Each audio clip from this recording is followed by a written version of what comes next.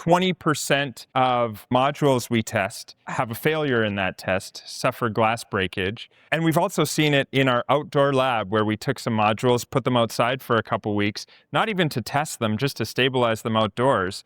And in that example, 6 out of 20 modules broke. So we, of course, had many different hypotheses about this, and they were pretty much all about the glass because it's thinner. And like everybody else, we thought it was because it can't be tempered. Thin glass can't be tempered. And it turns out we were wrong. The thin glass is tempered. It's just that the word tempered means many different things, and some of which are not actually adequate for making a durable module. All right, my name's Tristan Erion-Lorico, VP of Sales and Marketing at Kiwa PVEL, and we're here after the first day of PV Module Tech in beautiful Napa, California. And it's a sunny day outside, so we got our shades on. The future is bright. The future is bright. Or at least blinding. The future is blinding. And you? I am Teresa Barnes. I might work at the National Renewable Energy Lab, but I'm definitely not doing a DEI in my sunglasses.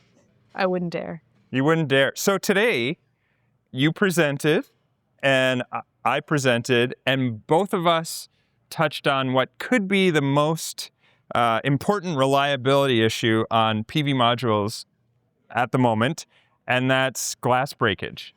So let's have a quick chat about that. Yeah, You so first. we're certainly hearing about glass breakage in the industry. We're getting the panicked phone calls, and we're seeing it even on our tiny little site. Oh, really? Yeah. I know I'm sounding surprised, like it's like I'm a great actor, but that was genuine surprise. Yeah, we have too many friends in the industry that are seeing a lot of it too. But you're seeing it on like NRELs, modules. I believe we have seen it in modules even come into. Oh, wow. I'll have to double check that, but yeah, we're getting it local. So we've seen it a lot in our testing, not only like our mechanical load testing, where we just reported in the 2025 PV module reliability scorecard that 20% of bills of material, basically of modules we test, have a failure in that test, suffer glass breakage. And we've also seen it in our outdoor lab where we took some modules, put them outside for a couple weeks, not even to test them, just to stabilize them outdoors. And in that example, 6 out of 20 modules broke. So I don't know why I was surprised that you guys have seen breakage when we see breakage. And of course, there's lots of reports of breakage in the field. Right. So why do you think this is happening? I know NREL's done some work on that and published some papers. Can you summarize why you think it's happening? So we, of course, had many different hypotheses about this, and they were pretty much all about the glass because it's thinner. And like everybody else, we thought it was because can't be tempered. Thin glass can't be tempered. And it turns out we were wrong. The thin glass is tempered. It's just that the word tempered means many different things, and some of which are not actually adequate for making a durable module.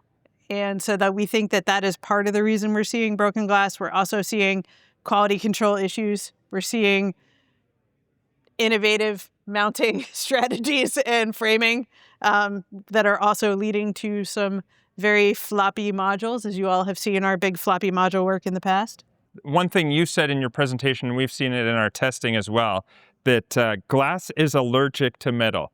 I wrote that quote down, and I'm going to use it, crediting you, of course, but I'm going to use it because you reported on it in your paper, and we've seen it when we cross-section broken modules where the glass sits inside the frame, the metal frame, and there's supposed to be a bead of silicone around the glass, protecting the glass from touching the frame. But sometimes that silicone is all on the bottom and not on the top, or all at the top and not on the bottom. And the placement of that silicone and the amount of that silicone is critical. And when you get that glass touching, I think you said it's like touching poison ivy for the glass. When you get that glass touching the metal, now you have a place of stress concentration, and you don't even need a wind event or a hail event to cause that to crack. You know, that glass will likely fail in the field. Yeah, so all credit for that finding goes to Ashley Galding and Ellie Palmiotti. And one of the things they saw is when you have glass that can be touching the frame, and that little gap is where you can accumulate like dirt and sand and stuff. And that's even worse because it's abrasive and you start to get defects, and then you're busted. So, ending this on a high note, how are we going to solve this? The, what we think is probably the biggest reliability issue, or what I think at least, reliability issue affecting modules today. What's some encouraging ways that the industry can address this? We're going to get better at quality control, and we're going to get better at what things we should be looking at in quality control. We're learning about how to write a better glass material qualification spec, learning about edge finish and polishing and cleaning and glass handling and all of those other little details you have to get right. I think we're also learning more about how to strengthen thinner glasses more effectively, how to build in more compressive stress to give yourself a little bit more insurance. And in some applications, we may be going back to a little bit thicker glasses. Yeah. Because, the glasses are important. Glasses are important. Let's leave it there. Thanks, Teresa. Thanks. Nicely done.